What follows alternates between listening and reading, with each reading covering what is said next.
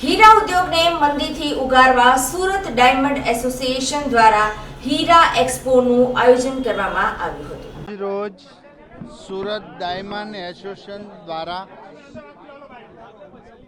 લૂજ એટલે કે ડાયમંડના સ્ટોલ કરીને વિશ્વના તમામ બાયરો અહીંયા ખરીદવા માટે આવે ત્યારે લેબગ્રોન ડાયમંડ અને રિયલ નેચરલ ડાયમંડ 10 ડાયમંડમાંથી 9 ડાયમંડ સુરતની અંદર જ્યારે એનું પ્રોડક્શન થતું હોય ત્યારે આજે એક બેસ્ટ ડેસ્ટિનેશન સુરત એ ડાયમંડ સિટી તરીકે ઓળખાઈ રહ્યું છે અને હીરા બુર્જથી લઈને દરેક ઇન્ફ્રાસ્ટ્રક્ચર જ્યારે અહીંયા તૈયાર થયું છે ત્યારે દુનિયાના દરેક બાયર્સ સુરતની અંદર આ ડાયમંડ્સ પરચેજ કરવા માટે આવે એ હેતુ છે ડાયમંડ એસોસિએશનનું આ એક ખૂબ સફળ આયોજન થઈ રહ્યું છે ત્યારે સુરતના બિઝનેસકીય રીતે સુરતના વિકાસમાં આ એક મહત્ત્વનું સ્થળ છે અને એના મહત્ત્વની એમનું યોગદાન રહ્યું છે।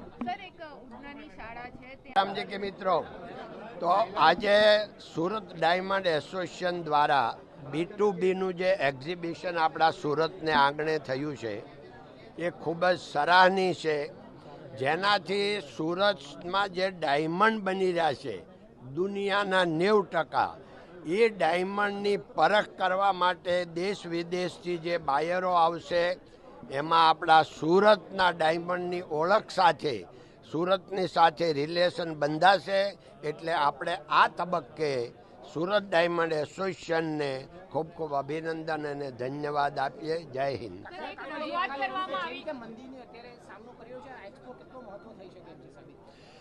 જુઓ ભાઈ, કોઈ પણ વસ્તુ હોય તો આપણે ગમે ત્યારે અટકતા હોય તો કોઈ પણનો સપોર્ટ મળે તો થોડો તો ધક્કો લાગે જ। એટલે અત્યારનું જે આ મંદીનું વાતાવરણ છે હીરામાં, તો આ એક્ઝિબિશનથી એને થોડો ધક્કો તો રાહત તો જરૂર થશે। રજૂઆત થઈ છે કે લેબગ્રોન ડાયમંડના કારણે જ મંદીનો માહોલ છે, રિયલ ડાયમંડને બજારમાં કઈ રીતે આપજો? ભાઈ અત્યારે શું છે, આ એક્ઝિબિશન રિયલ ડાયમંડનું અને લેબગ્રોન ડાયમંડનું સાથે છે એટલે બેયની જાય